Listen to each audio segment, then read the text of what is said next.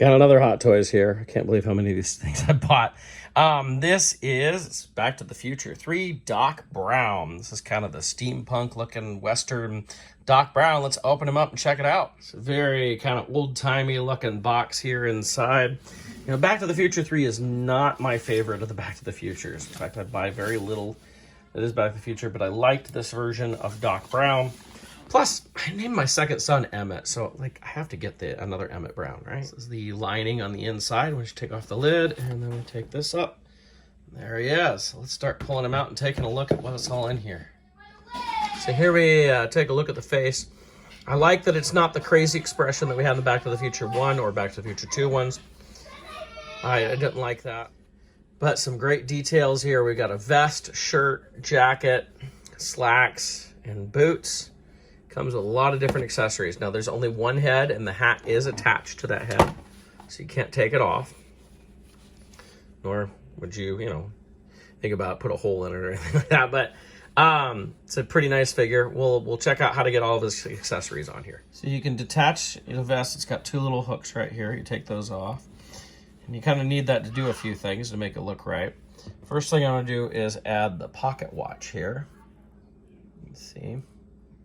One detail that's kind of fun is you have to thread the watch chain through the button loop in the vest, and then you can bring it around into the pocket and have it hanging to put it in the other pocket.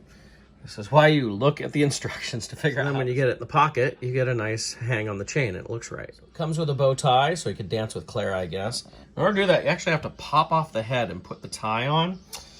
I'm going to see if I'm going to do that. I don't know if I really want to. Well, I managed to do it. It wasn't too bad, but there we go. So that's with the tie. It's probably the only time I'll ever put the tie on this figure. We're putting the scarf on. I thought it was just a white scarf, but you can see the faded train stuff from his shirt, which is pretty cool.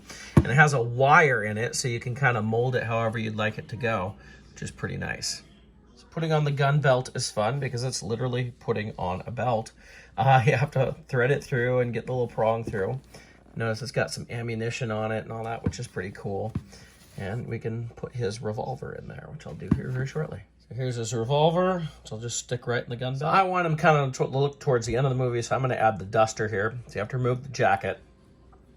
I finally got the belt tightened right. I had it not quite tightened if you looked earlier. It said the third hole, so I went the third hole in this way. It meant the third hole in this way. So now that's correct. So let's add the duster to this figure. So now I'm starting to get the figure I want right here. He's got the chain set up right. He's got the duster on. He's got the scarf. This is a nice duster too. I love this. This is great. I'm getting really impressed with how this is looking. Actually, I've got it on the stand.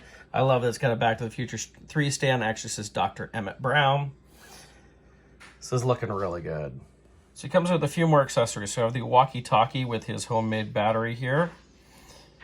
Kind of nice details on that. We have his rifle with the scope and everything. This is just so cool looking. This is very Jules Verne looking. That's pretty cool. I'm gonna give that, he's gonna be holding that. But then I didn't even know it came with this, is a little time machine replica right here with the bullets for the back end of it. I love this. This is a fantastic. Now, this doesn't come with a ton of accessories for Hot Toys, just 4 sets of hands and these accessories I've shown. So I'm actually gonna have very little that's not displayed with this, which is a first for me on Hot Toys. So he holds the gun very well, as you can see there. The rifle looks pretty good. Notice that this actually moves here. If you probably noticed throughout the video, this chain keeps falling out of his pocket. It does. It's one of those things like, when I get finally ready to display this, I will get it right back in the pocket, but it does not like to stay in there. If you turn around, it'll pop out. I was thinking I was going to display him like that, and then I realized his gun might be too high for the shelf I'm using. I'm putting him in a day tall, so I might have to have him with his gun down a little bit more. But he looks really good. Very nicely done figure here. So here we go. This is kind of probably how I'm going to set him up, holding it with both hands. I'll probably put a couple accessories at his feet. This is a great looking Hot Toys. I'm loving it. Glad I got it. I did not get the Back to the Future 3 Marty. Just wasn't my interest, but I really wanted the Doc, and I'm glad I picked this up. So this is my look at the Hot Toys Back to the Future 3 Doc Brown, kind of the cowboy edition, if you will. So he fits very nicely right there in my day tall next to the Back to the Future 1 Docs and all the other stuff here I have. Going with my whole Back to the Future setup I've got going here. Do have a lot, including my Hot Toys DeLorean, which I love. But yeah, Back to the Future used to be one shelf thing. It's amazing how much we've come to the last couple of years.